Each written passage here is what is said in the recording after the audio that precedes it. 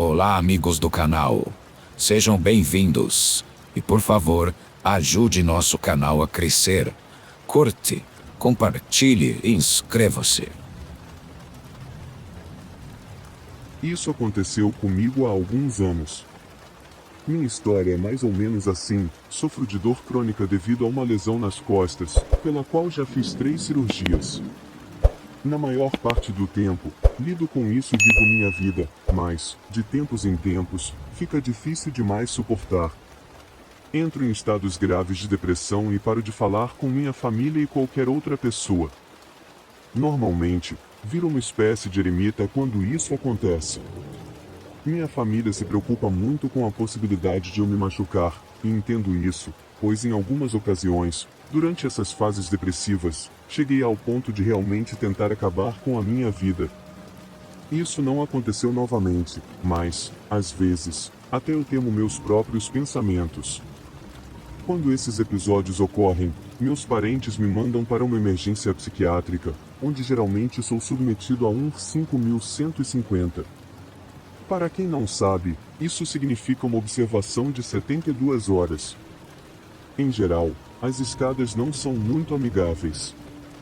Veja, sou um homem de 1,88 metros de altura e peso cerca de 129 kg. Tenho tatuagens cobrindo ambos os braços. Como estou deprimido há meses, minha barba e cabelo estavam fora de controle na época, o que me fazia parecer um motoqueiro dos Hell Angels. Então, raramente alguém tenta mexer comigo. A verdade é que minha aparência não faz jus à minha personalidade, porque eu sou um cara amigável, mas, a menos que me conheçam, ninguém acreditaria nisso. Como já passei por isso algumas vezes, sei essencialmente o que vai acontecer. Eles pegam todas as minhas informações, certificam-se de que eu não tenho cadarços ou qualquer coisa com cordões, e depois me mostram o meu quarto. O quarto que me designaram era misto, mas, na prática, os colegas de quarto sempre são do mesmo sexo. Também era de baixa segurança, o que significa que, em tese, todos ali eram não violentos. Meu único problema com esse lugar é que eles colocam pessoas como eu, sem histórico de doença mental, que estão apenas passando por momentos difíceis, junto com pacientes de diferentes níveis de gravidade. Felizmente, nas 2 últimas vezes que estive aqui, nunca tive problemas com ninguém e estava torcendo para passar os 3 dias tranquilamente e terminar meu tratamento. Fui levado ao meu quarto e a enfermeira me disse que o nome do meu colega de quarto era Tom. Ela ainda começou a falar algo como Tom é um cara muito legal e blá blá blá, o que, claro, me deixou um pouco cansado. Afinal, estávamos numa instituição psiquiátrica, e todo mundo ali tinha algum tipo de problema. Esses quartos são basicamente como qualquer motel barato, talvez um pouco maiores. Há 2 camas, um banheiro, que, irritantemente, não tem uma porta completa, uma mesa e cada paciente tem sua própria comoda. Era 15 horas e Tom estava dormindo profundamente, o que não é estranho, já que todos ali tomam medicações diferentes que os deixam apagados ou os fazem ter hábitos de sono estranhos. Então, eu não achei nada estranho. Depois de passar horas no pronto-socorro e mais algumas no processo de internação, eu estava exausto e decidi dormir também. Caí no sono quase instantaneamente. Não tenho ideia de quanto tempo dormi, mas quando acordei, estava completamente escuro lá fora, e apenas uma pequena luz no chão, que não posso desligar, iluminava o quarto. Essa luz serve para dar alguma iluminação ao quarto e os pacientes não podem manipulá-la. De repente, virei para o lado e vi que Tom estava totalmente acordado e sentado na cama. Ele disse, e aí, cara, sou o Brian. Teria te cumprimentado antes, mas você estava dormindo. Respondi de forma meio confusa, não te chamaram de Tom? Estava tentando ser o mais amigável possível, já que é mais fácil se dar bem com todos nesses lugares. Ele respondeu, sim, antes eu estava meio cansado também. Tento dormir o máximo que posso para não ter que interagir com os demônios. Isso deveria ter sido um grande alerta para pedir outro quarto, mas Tom era bem menor que eu e eles te revistam da cabeça aos pés quando você entra, então não tive motivos para temê-lo. Em vez disso, decidi conversar com ele sobre esses demônios que ele mencionou, que, descobri, eram todos os enfermeiros e médicos. Depois de falar um pouco sobre isso, disse a ele que ainda estava muito cansado e precisava dormir mais um pouco. Ele disse: "Bem, é muito bom finalmente ter um humano como colega de quarto." Tomei isso como um sinal de que ele estava tranquilo comigo e que eu não precisaria dormir com um olho aberto. Acordei cedo na manhã seguinte para o café, já que não comia há 24 horas. Depois de me sentar para comer, Tom veio e se sentou ao meu lado, e começamos a conversar. Além de se referir aos enfermeiros e médicos como demônios, ele parecia bem normal. Conversamos sobre coisas comuns até que, de repente, ele parou de falar e começou a olhar para alguém atrás de mim. Ele disse: "Ah, é a Jéssica, ela é um anjo." Virei-me e vi uma garota muito atraente, que parecia ter seus 20 e poucos anos, talvez até 18 ou 19. Ela passou e cumprimentou Tom e todos que estavam na sala de jantar. Ela era uma daquelas borboletas sociais, que faziam questão de ser super simpáticas com todo mundo. Quando voltei a olhar para Tom, percebi que ele estava encarando-a demais, então estalei os dedos na frente dele. "Ei, cara, não a assuste." Tom me lançou um olhar muito confuso, como se eu tivesse dito a coisa mais absurda do mundo, e ficou em silêncio depois disso. Honestamente, não pensei muito nisso, pois tinha minhas próprias questões para lidar. O resto do dia foi o habitual em um lugar como esse. Você tem que ir a reuniões, conversar com seu médico, tomar sua medicação, mas, na maior parte do tempo, você fica entediado. A TV tem uns 4 canais, e mesmo que um deles fosse a HBO, era um tédio. Passei a maior parte do tempo lendo livros na sala de convivência. Enquanto lia, Jéssica se aproximou, se apresentou e começou a me fazer várias perguntas sobre minhas tatuagens. Ela parecia ser uma garota muito legal e, assim como eu, era uma pessoa basicamente normal passando por um momento difícil. No caso dela, ela tinha muita ansiedade, o que estava provocando ataques de pânico, principalmente porque havia começado a faculdade recentemente e não estava lidando bem com a pressão. Conversamos por algumas horas e nem percebi, mas Tom estava passando por nós repetidamente. Muita gente ficava por ali para passar o tempo, então não dei muita importância. Mais tarde, descobri que ele estava me encarando o tempo todo. Depois de conversar um pouco com Jéssica, disse a ela que ia tomar um banho antes do jantar e que conversaríamos mais tarde. Como eu disse antes, os banheiros desse lugar têm portas pela metade, e imagine aquelas portas de salão dos velhos faroestes. Quando terminei o banho, pude ver as pernas de Tom por debaixo da porta. Perguntei: "E aí, preciso usar o banheiro?" "Vou só me trocar e já saio." Ele não disse nada, apenas ficou parado. Comecei a ficar um pouco assustado, já que o silêncio dele, junto com a respiração ofegante, era estranho. Então, disse: "Cara, você precisa se afastar porque preciso sair." Nada me preparou para o que veio a seguir. Tom começou a gritar: "Você está me olhando. Você é Satanás. Você é Lúcifer." Ele repetia isso várias vezes. Eu estava enlouquecendo naquele momento. Pensei que, se abrisse a porta e desse uma surra nele, quem acabaria punido seria eu, e provavelmente me colocariam na sala de contenção. Mas eu não sabia o que fazer. Mesmo gritando o mais alto que podia, parecia que os enfermeiros não estavam por perto. As portas dos quartos desse lugar são muito grossas, provavelmente para que, se algum paciente gritasse à noite, não acordasse os outros. Depois do que pareceu uma eternidade, mas provavelmente foram apenas 2 ou 3 minutos, Tom finalmente parou e saiu do quarto. Foi quando consegui sair do banheiro, me vestir e imediatamente procurar uma enfermeira para contar o que havia acontecido. Não sei o que disseram a ela, mas me colocaram em outro quarto imediatamente. Não o vi mais durante o restante da noite, mas eu estava realmente assustado. Nunca ninguém tinha gritado comigo ou me encurralado daquela forma em toda a minha vida, e eu não consegui dormir a noite inteira. Como não tinha relógio, não sabia que horas eram quando, de repente, ouvi a voz dele vindo da sala principal, onde fica a estação das enfermeiras. Onde ele está? Por que ele não volta a dormir? Era Tom, e ele usava o mesmo tom que usou quando gritou comigo no banheiro. Abri a porta um pouco para ouvir a enfermeira falar com ele. Você o verá durante o dia e poderá falar com ele. Agora, volte para a cama. Mas, por algum motivo, ele parecia desesperado para me ver. Mas eu preciso vê-lo esta noite. É uma emergência. Ele continuava insistindo com a enfermeira. Antes que a segurança finalmente chegasse, ouvi uma confusão, mas de jeito nenhum eu iria lá ver o que estava acontecendo. Eu ainda podia ouvir ele gritando, mas não conseguia entender o que ele dizia.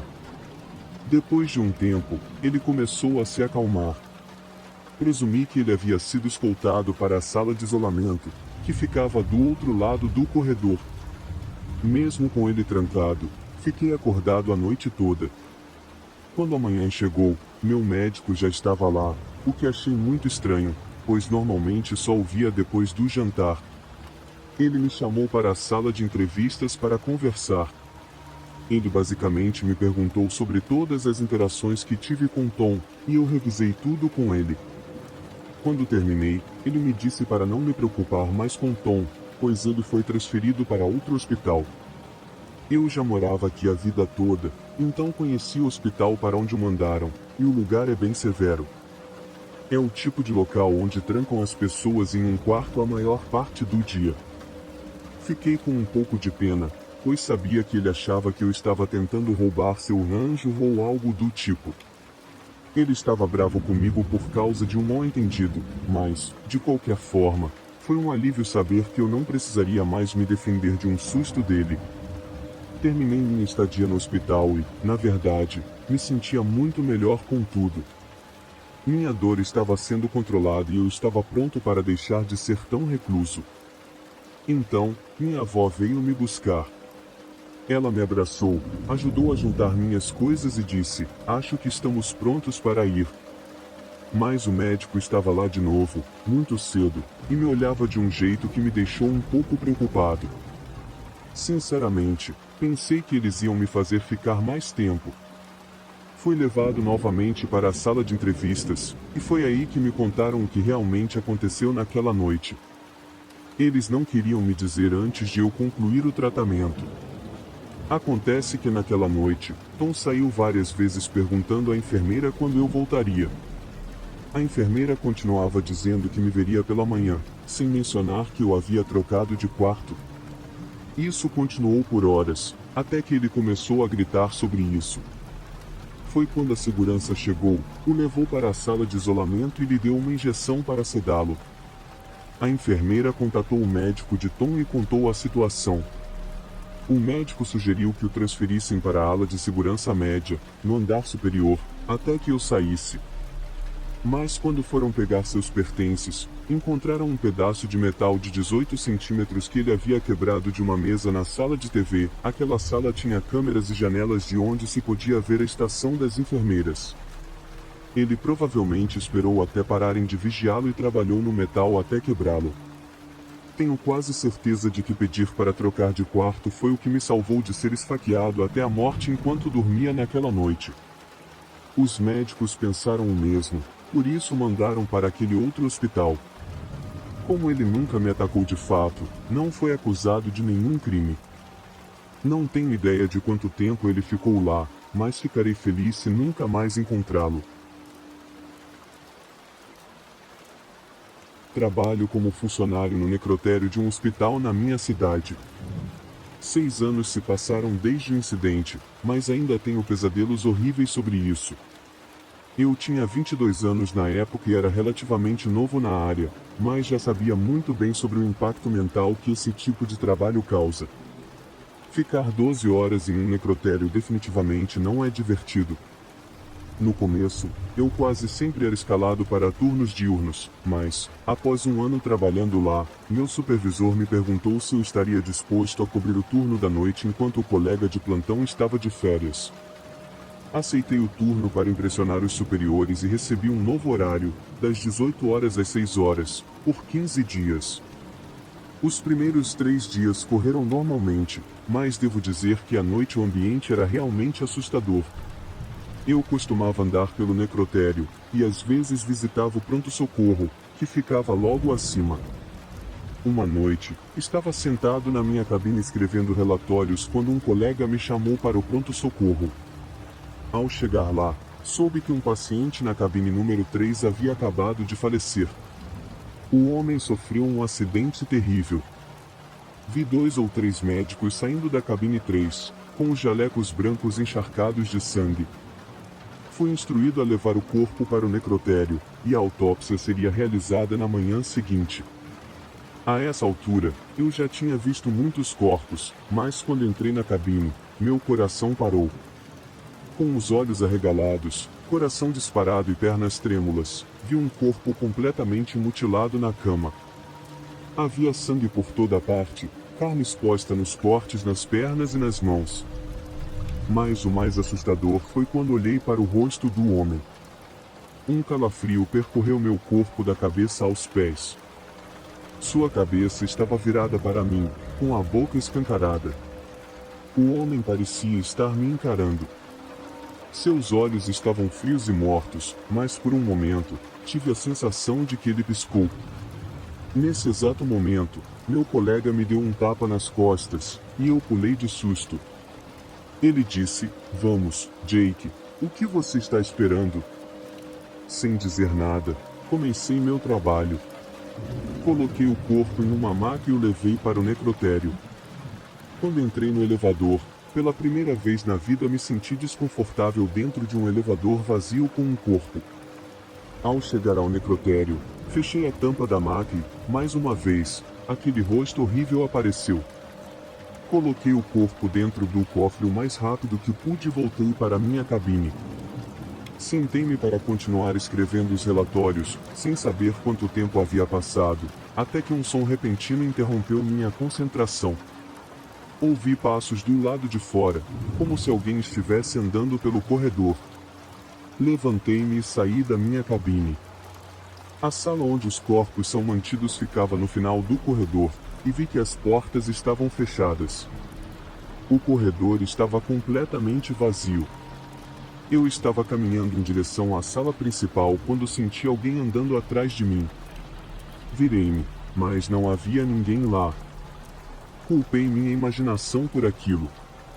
A sala principal estava perfeitamente normal, tudo no lugar, exceto a porta do cofre número 3, que estava escancarada. Esse era o cofre onde eu havia colocado o corpo do homem algumas horas antes. Aproximei-me do cofre, sentindo o mesmo calafrio de antes, e tirei a maca. O corpo do homem ainda estava lá, mas dessa vez sua boca estava fechada. Não só isso, como também um sorriso estranho havia surgido em seu rosto. Mais uma vez, senti como se ele estivesse me encarando com seus olhos mortos e sorrindo para mim. Naquele momento, pensei, já deu por hoje. Vou para casa. Planejei ligar para meu supervisor e inventar alguma desculpa sobre estar me sentindo mal. Eu estava quase na saída da sala principal quando ouvi um som atrás de mim. Virei-me e vi o cadáver saindo daquele cofre como uma criatura saída do inferno. Seu corpo inteiro estava coberto de sangue, os olhos mais arregalados do que antes, como se estivessem prestes a saltar a qualquer momento. Ele estava me encarando. Não conseguia me mover, estava completamente paralisado, assistindo aquele horror diante dos meus olhos. De repente, o homem saiu e ficou de pé no chão. Sangue escorria de seu corpo, e o chão aos seus pés estava encharcado de vermelho. Em pânico, falei: "Você deveria estar morto." Mas o homem riu de forma baixa e assustadora, e respondeu: "Sabe qual é a melhor parte de estar morto? Você não sente mais nada." Eu não podia acreditar que estava frente a frente com um cadáver vivo. Estava prestes a gritar quando o homem correu na minha direção. Não consigo explicar como ele fez isso, mas foi como se ele atravessasse o ar e parasse bem na minha frente. Seus olhos mortos estavam a poucos centímetros dos meus. Ainda não sei como não desmaiei ali. Sem saber o que fazer, uma ideia me ocorreu. Perguntei: "O que você quer?" "Por favor, deixe-me ajudá-lo." O homem estava me encarando fixamente, e eu estava prestes a perguntar quem ele era quando, de repente, a porta do elevador se abriu. Eu me virei e vi meu colega do andar de cima vindo em direção à sala principal com alguns médicos. Ele disse: "Jake, você ainda está aqui? Mal tem trabalho hoje, você poderia ter saído mais cedo." Olhei para o cofre e parecia que nada havia acontecido. Não havia sinal de sangue ou do homem que vi antes. Sentindo minha perna começando a fraquejar, comecei a andar em direção ao meu cubículo. Mas, antes de entrar, disse ao meu colega e aos médicos: "Não sei porquê, mas sinto que há algum outro motivo por trás da morte desse homem. Ele não morreu só por causa do acidente." Todos me olharam surpresos, mas antes que pudessem perguntar qualquer coisa, entrei, peguei minha bolsa e fui para casa. Na manhã seguinte, recebi uma ligação de um colega. Ele disse: "Oh meu Deus, Jake! Como você sabia?" "Eu sei que estaria no relatório da autópsia de qualquer jeito, mas como você tinha tanta certeza?" No início, não entendi o que ele queria dizer, então perguntei: "Do que você está falando?" Meu colega respondeu: "Cara, o corpo recuperado do acidente de trânsito da noite passada, encontraram traços de veneno no estômago dele. Os médicos dizem que ele foi envenenado antes de entrar no carro, e agora é um caso criminal. A polícia está por toda parte no hospital." Comecei a suar, parecia que estava derretendo. Isso significava que tudo realmente aconteceu. Demorou um tempo para eu lidar com o fato de que não só experimentei um evento sobrenatural, mas também conversei com o espírito de um homem morto.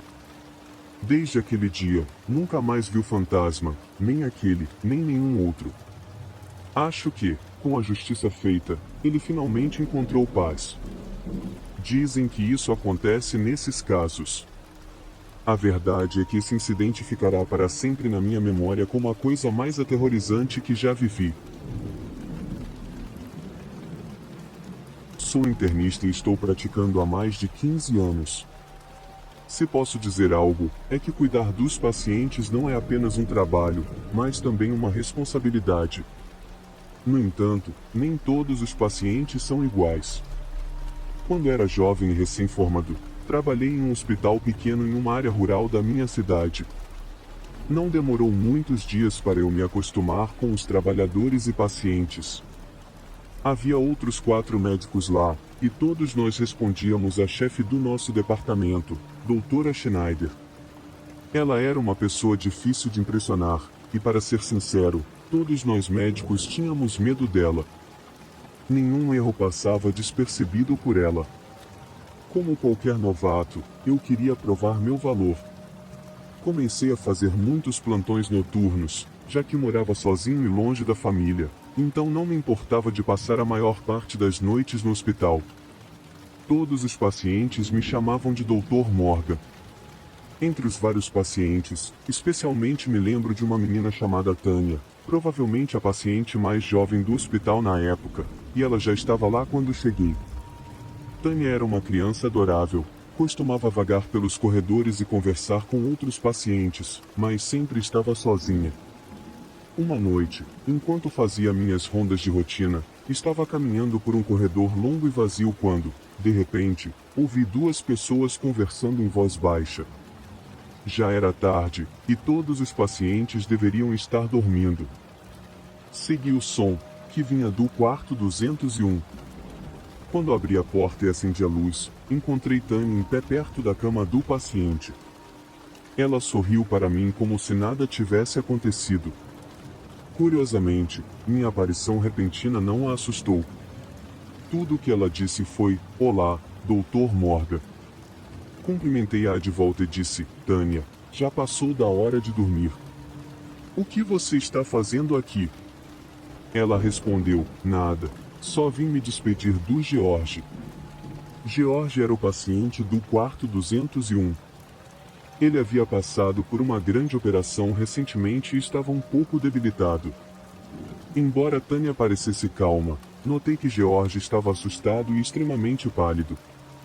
Achei que a chegada repentina de Tânia poderia tê-lo surpreendido. Então, falei suavemente: querida, você não pode ficar perambulando à noite. Vamos, vou te levar de volta ao seu quarto.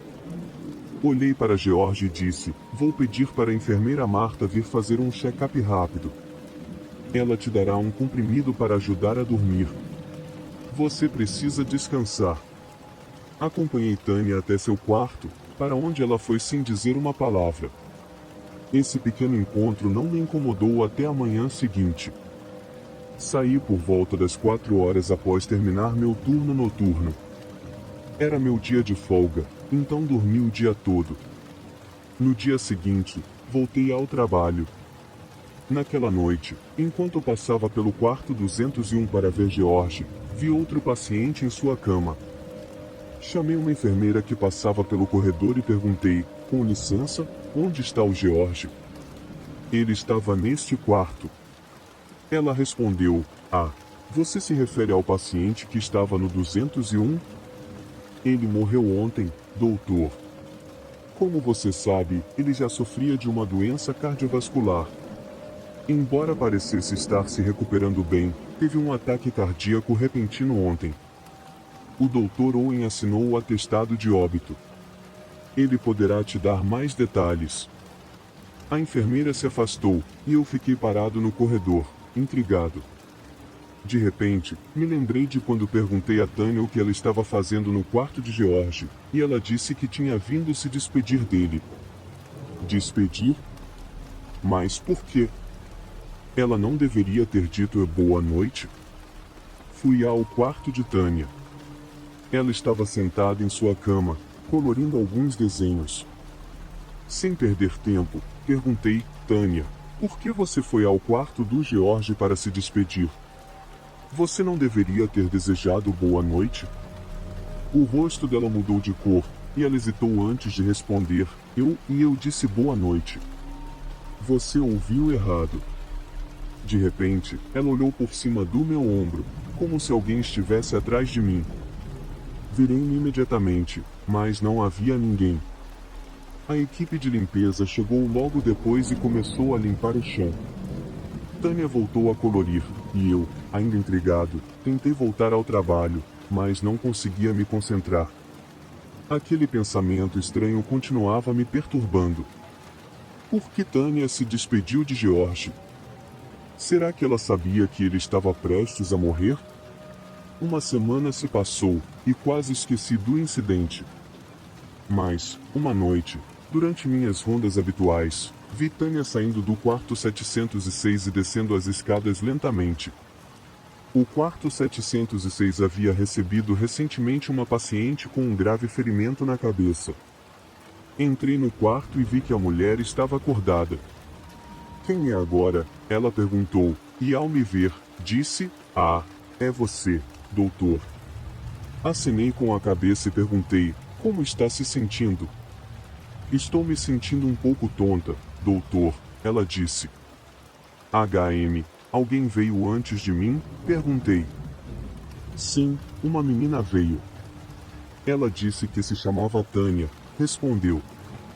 Imediatamente perguntei o que ela estava fazendo ali. Ela disse algo para você? Questionei. Sim, ela era uma menina doce, mas acho que ela se confundiu. Eu acho que ela queria dizer boa noite, mas em vez disso, ela me disse adeus. Estranho, né? Meu coração acelerou. Coloquei a paciente de volta na cama e voltei para o meu consultório. No fundo do meu coração, eu já sabia o que estava por vir. Na manhã seguinte, ela faleceu. Eu tinha uma forte sensação de que Tânia possuía uma habilidade estranha de saber quando o tempo de um paciente havia chegado, mas não podia contar isso a ninguém, pois ninguém acreditaria. Não havia nada que eu pudesse fazer, já que ela não estava machucando ninguém, apenas uma garotinha dizendo adeus aos pacientes cujas mortes estavam próximas. Após mais 2 incidentes como esse, não pude mais me segurar. Fui direto à recepção, onde Candy estava, e perguntei há quanto tempo Tânia estava lá. Ela olhou para mim e perguntou: quem é Tânia? A menina da unidade de terapia intensiva.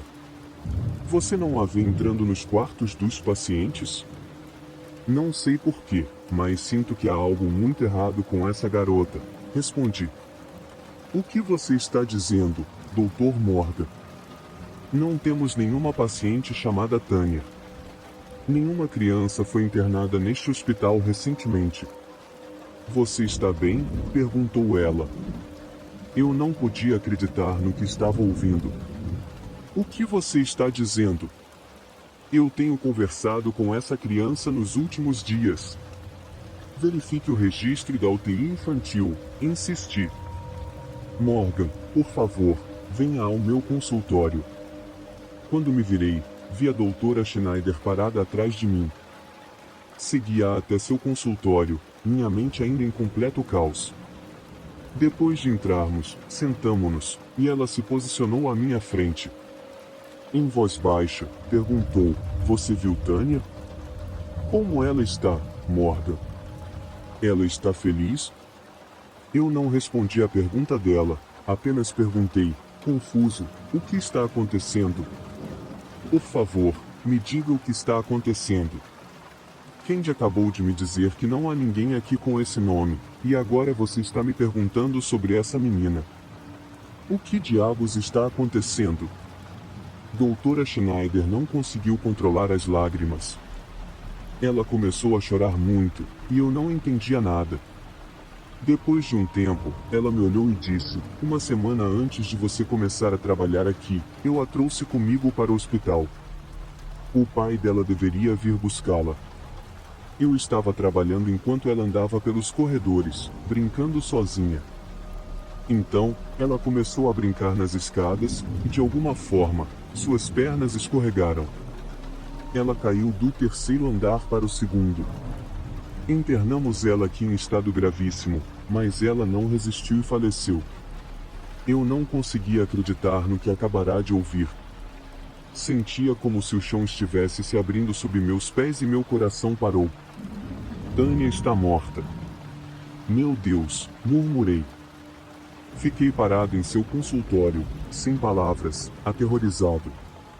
A senhora Schneider continuou, dizendo que uma enfermeira também a tinha visto à noite, vagando pelos corredores, mas não acreditou no que viu. Agora, eu tinha certeza de que Tânia ainda estava ali. Continuei trabalhando naquele hospital por quase 2 anos, mas, curiosamente, nunca mais vi Tânia. No entanto, vários dos meus pacientes relataram terem sido visitados por ela e, como você pode imaginar, nenhum deles sobreviveu para contar a história.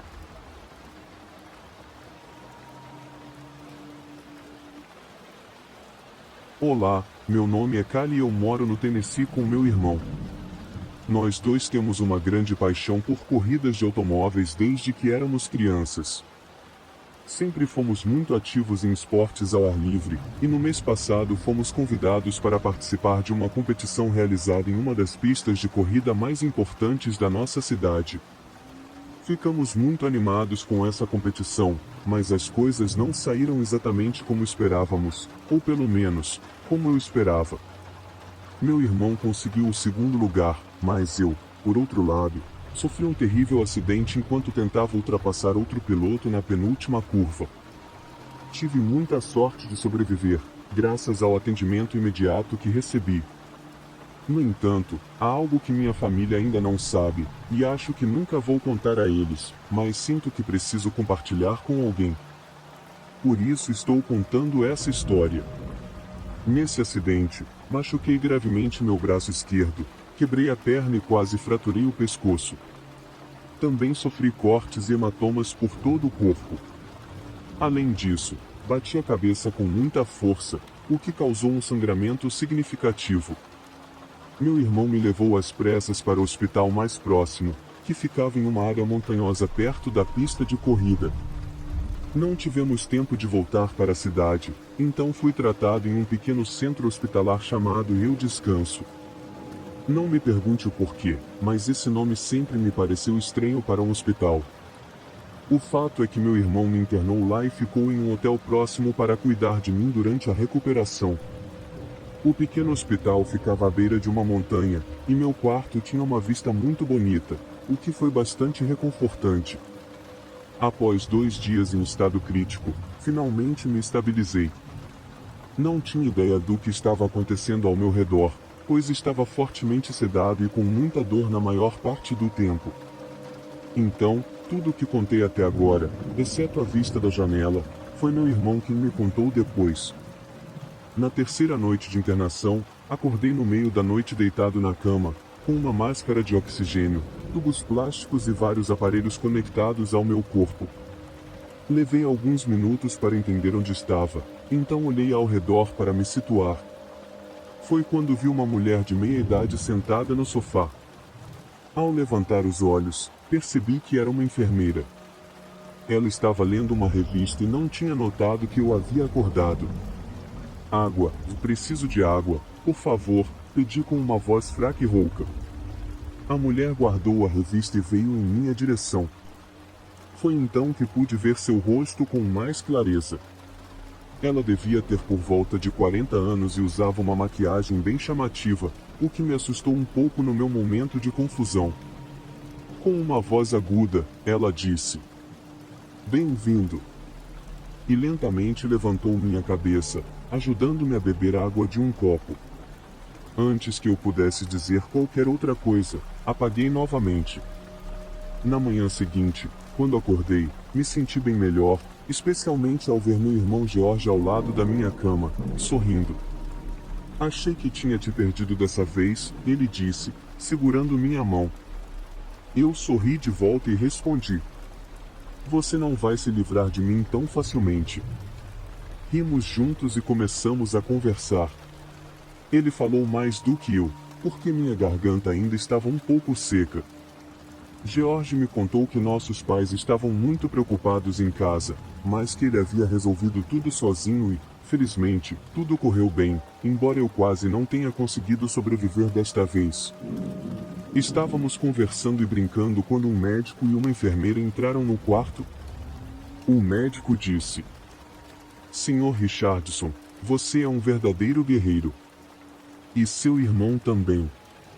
Ele cooperou totalmente conosco e, basicamente, posso dizer que foi ele quem realmente salvou sua vida." Naquele momento, me senti muito grato, mas meus olhos se voltaram para a enfermeira no canto da sala, e percebi que ela não era a mesma da noite anterior. Meu irmão se levantou e foi conversar com o médico.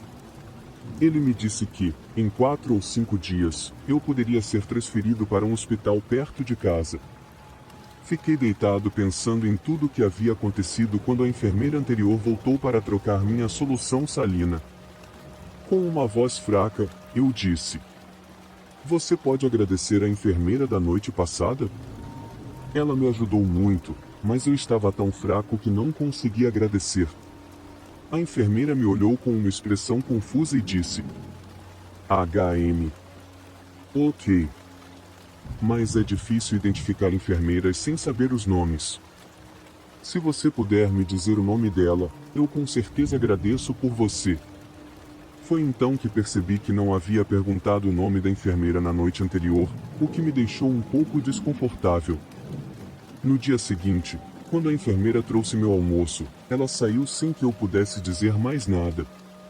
Eu dormi um pouco mais. Quando abri os olhos, percebi o céu azul pela janela.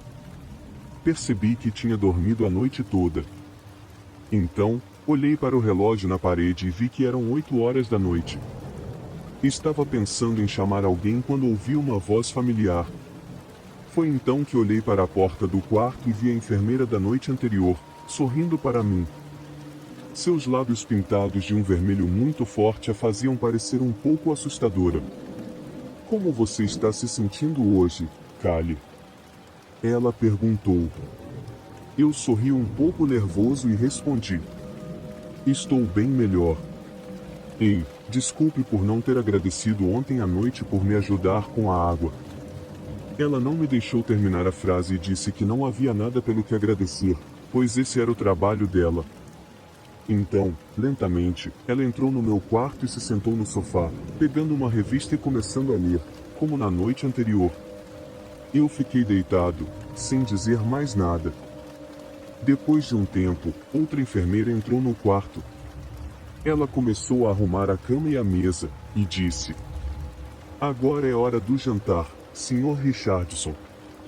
A segunda enfermeira continuou trabalhando sozinha, enquanto a enfermeira da noite permanecia sentada no sofá, lendo sua revista. Imaginei que ela fosse provavelmente a enfermeira-chefe que estava ali para monitorar os cuidados que eu estava recebendo, o que achei bastante atencioso da parte dela. E, até aquele momento, tanto as instalações quanto o atendimento do hospital me pareciam excelentes. Comi meu jantar em silêncio, e durante todo o tempo nenhuma das enfermeiras trocou uma palavra. Depois de um tempo, a enfermeira mais jovem saiu do quarto, e a enfermeira-chefe ficou no sofá, lendo a revista. Foi então que eu perguntei: "Qual é o seu nome, senhora?" Desta vez, a enfermeira colocou a revista de lado, olhou para mim, sorriu, e eu notei que ela tinha um dente torto. Ela respondeu: "Meu nome é Claire, mas todos me chamam de enfermeira Belfort." Então ela se levantou e saiu do quarto. Achei o comportamento dela um pouco estranho, porque ela costumava vir ao meu quarto à noite, sentar e ler uma revista, mas não pensei muito nisso e voltei a dormir. Acordei algumas horas depois e a vi sentada no sofá novamente, me encarando. Sempre que nossos olhares se cruzavam, ela sorria de uma maneira que me deixava desconfortável. Uma manhã, a enfermeira mais jovem veio trazer meu café da manhã, como de costume, e eu lhe contei que a enfermeira Belfort sempre me visitava à noite. Mas sua reação foi estranha, ela derramou suco na bandeja como se eu tivesse dito algo assustador. Ela me olhou com os olhos arregalados, com algumas gotas de suor na testa, perguntou, quase sussurrando: "Como você sabe sobre a enfermeira Belfort?" Fiquei confuso, mas respondi: "Porque ela vem me visitar quase todas as noites." Ontem à noite eu perguntei o nome dela, e bem, ela me disse. O estranho é que ela nunca vem durante o dia. Ela só trabalha à noite? Em vez de responder, a enfermeira me perguntou: "Você quer dizer que realmente a viu dentro do seu quarto?" Irritado, respondi: "Claro.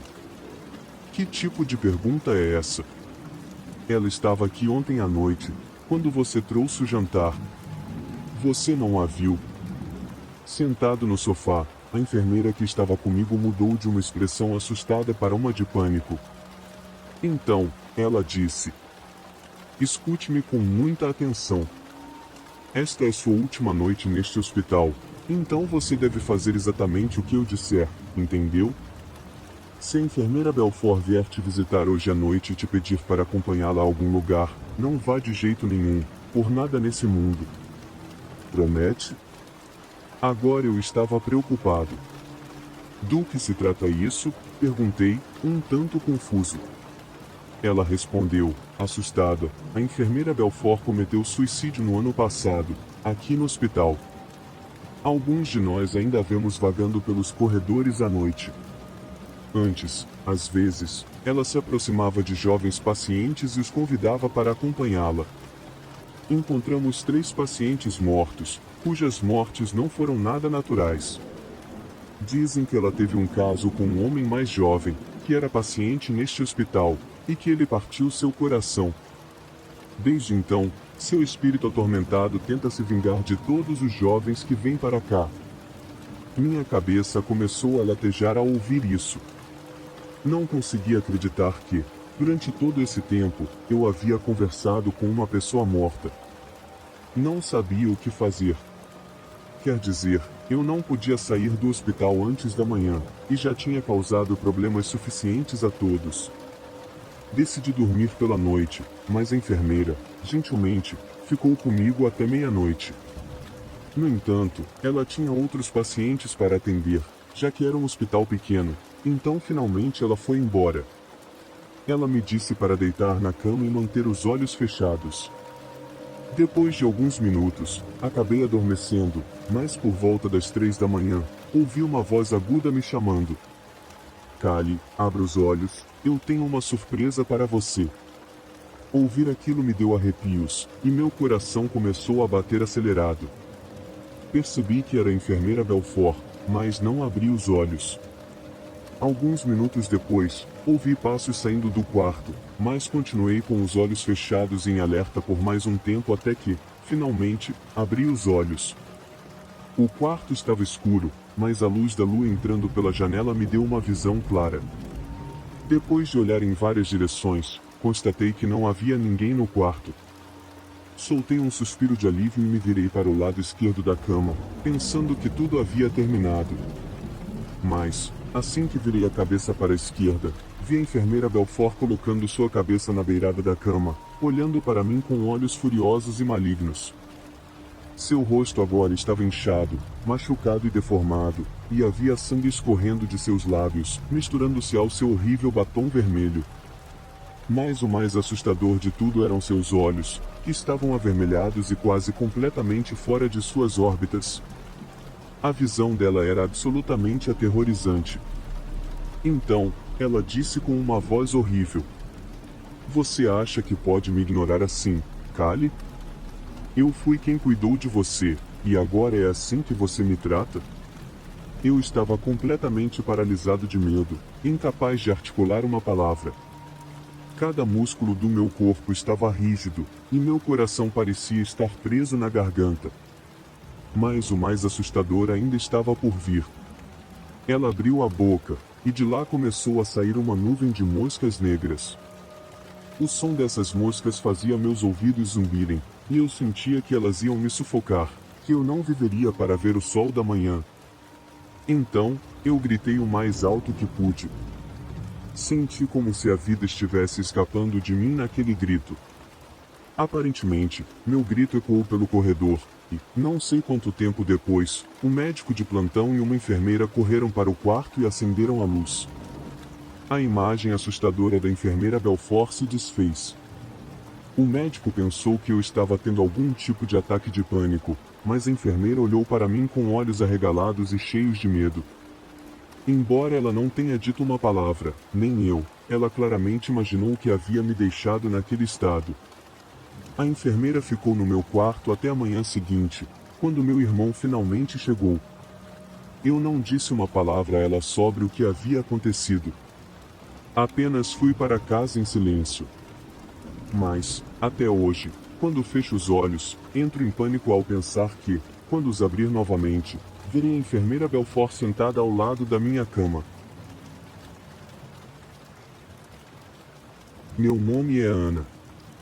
Trabalho como enfermeira no hospital estadual há mais de 15 anos. Para ser honesta, acredito que os hospitais são, provavelmente, o único lugar que representa de forma crua a realidade da vida e da morte.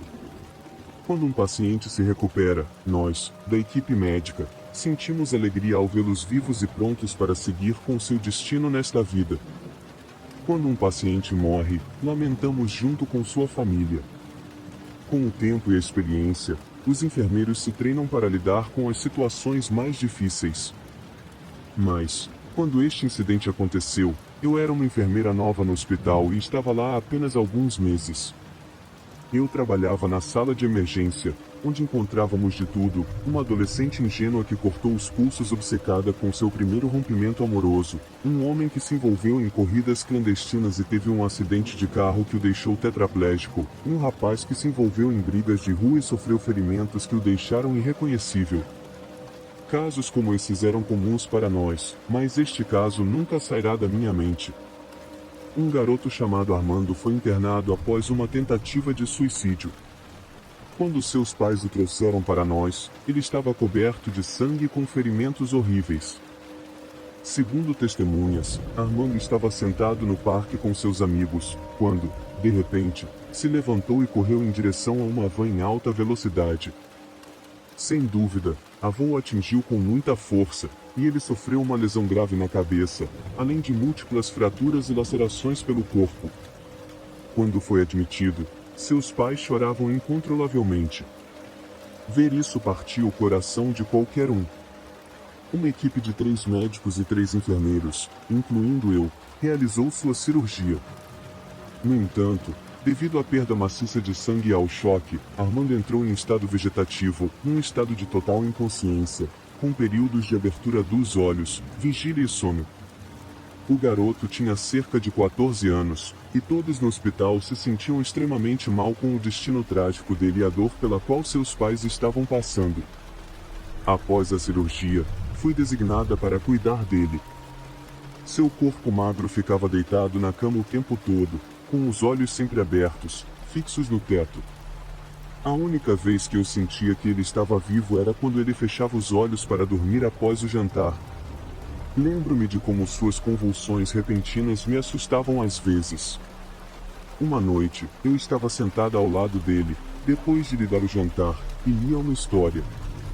Isso era feito para estimular o lado cognitivo de seu cérebro. Seus olhos permaneceram fechados o tempo todo, e logo percebi que ele havia adormecido. Levantei-me e apaguei o abajur ao lado da sua cabeça. Estava prestes a sair quando me lembrei de que havia deixado meu telefone na mesa perto dele.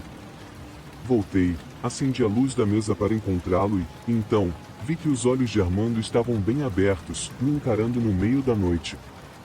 Ver aquele contato visual estranho e incomum àquela hora foi algo que, certamente, me assustou.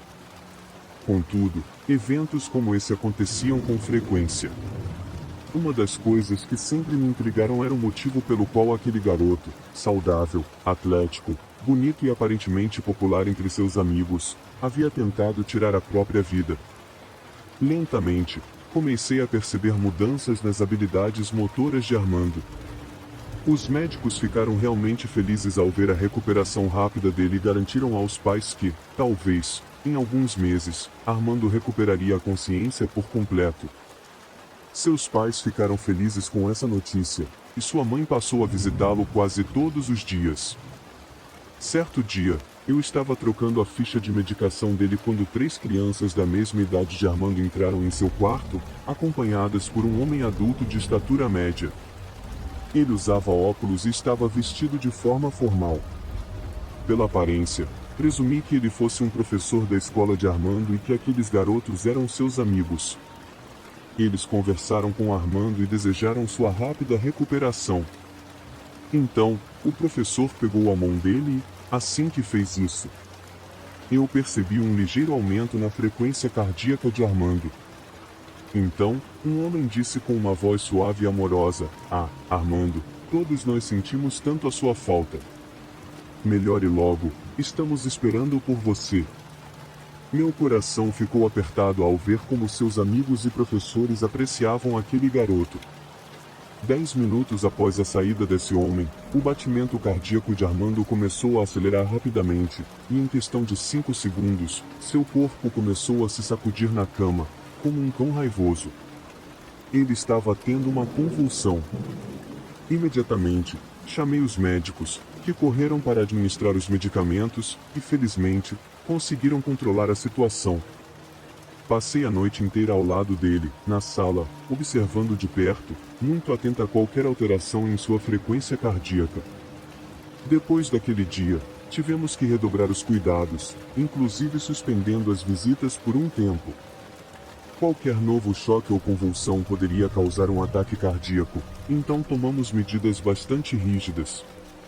Após uma semana, finalmente permitimos as visitas novamente. A mãe dele veio visitá-lo e pediu para passar a noite no quarto, apesar de ser contra as regras do hospital. No entanto, era uma mãe sofrendo, enfrentando algo que nenhuma mãe deveria passar, então, por uma questão de humanidade, fizemos uma exceção às regras. Eu decidi ficar com ele também, como de costume, caso algo inesperado acontecesse, como na outra noite. Havia um pequeno sofá no quarto. A senhora Palmer sentou-se nele, e eu fiquei em uma cadeira perto da cama. Por volta das 2h30 da manhã, levantei-me para pegar um café. Dei uma olhada rápida em Armando, como de costume, e seus olhos estavam fechados. A senhora Palmer também estava adormecida no sofá, então decidi não acordá-la.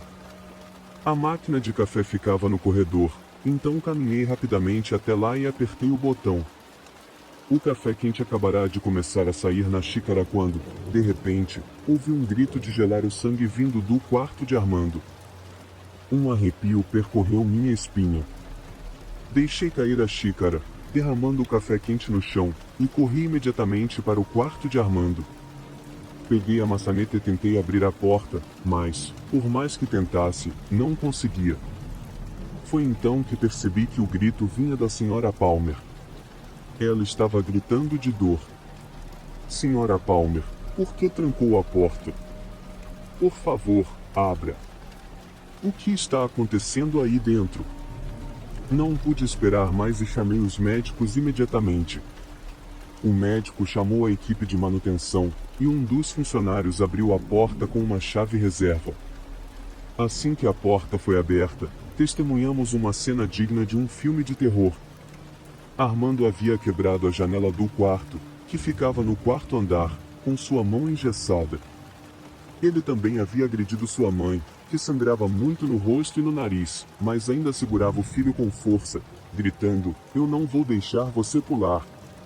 Não, Armando, por favor." Ele estava fora de si, jogando socos e chutes nela, como um cão raivoso tentando chegar à janela para pular, dizendo as coisas mais obscenas que já ouvi sair da boca de um adolescente. Os médicos correram até ele e o seguraram. Ele chutava o ar, gritando palavrões o mais alto que podia. Enquanto os médicos tentavam controlar Armando, uma outra enfermeira levou a Sra. Palmer para tratar seus ferimentos. A cena que se desenrolava diante de mim era tão caótica que fiquei em choque, esquecendo meus deveres por um momento, até ouvir: "Ana, vem aqui e me ajude com a injeção." A voz do Dr. Stanley me trouxe de volta à realidade. Definitivamente, o incidente de Armando acordando de um estado vegetativo e entrando em um estado extremamente violento deixou todo o hospital apavorado. Assim que o incidente foi controlado, os médicos da nossa equipe de saúde mental foram chamados para tratar Armando por tendências suicidas, e, como ele apresentava episódios de raiva e violência, tivemos que manter suas mãos amarradas para que ele não se machucasse. Suas lesões ainda estavam em um estágio crítico, então não podíamos movê-lo para uma instituição psiquiátrica. Contudo, a polícia chegou e, com o psiquiatra presente, realizou uma entrevista completa para descobrir o motivo pelo qual Armando queria acabar com sua vida de forma tão desesperada. Apenas após 4 ou 5 sessões Armando finalmente se abriu. Ele alegou que seu professor, o Sr. Blast, o havia abusado fisicamente no dia anterior à sua tentativa de suicídio. Eu não conseguia acreditar que era o mesmo homem que havia visitado Armando naquele dia no hospital. Agora, percebo por que sua frequência cardíaca aumentou com a presença daquele homem.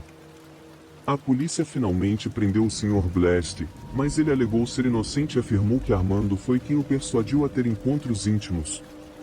No entanto, os policiais encontraram fotos altamente inapropriadas de Armando tiradas por seu professor.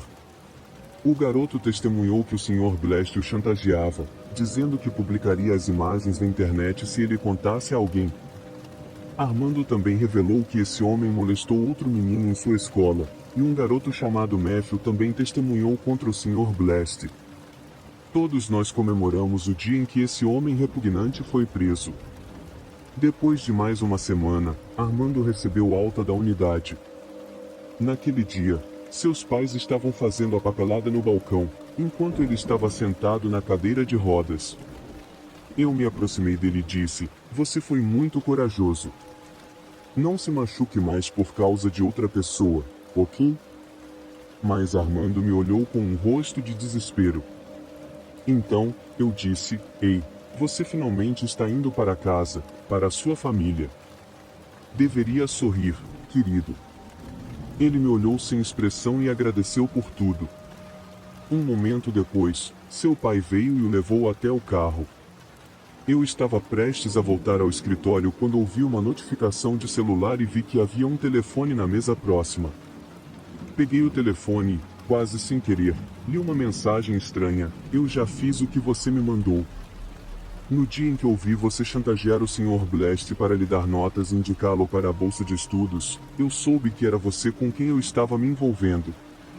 Fiquei enojado por me apaixonar por alguém como você, mas agora que terminamos, por que você também está me chantageando com minhas fotos íntimas? Eu quero elas de volta, agora. Antes que eu pudesse refletir sobre o que aquilo significava, ouvi um som atrás de mim. Desculpe, enfermeira Ana, Armando esqueceu o celular dele. Posso pegá-lo, por favor? A senhora Palmer estendeu as mãos para mim, e meu coração afundou em medo. Eu entreguei o telefone a ela. Ela pegou e começou a se afastar. Caminhei em direção à saída e notei Armando sentado no banco de trás, digitando em seu celular, que ele acabará de receber da mãe. O motor do carro ligou, e ele olhou para mim uma última vez pela janela, sorrindo de orelha a orelha de maneira maliciosa. Então, piscou para mim e fez um sinal de amor e paz com os dedos, de um jeito quase zombeteiro. Aquela foi a última vez que o vi, mas até hoje estou perplexa com tudo o que aconteceu e realmente não sei o que pensar.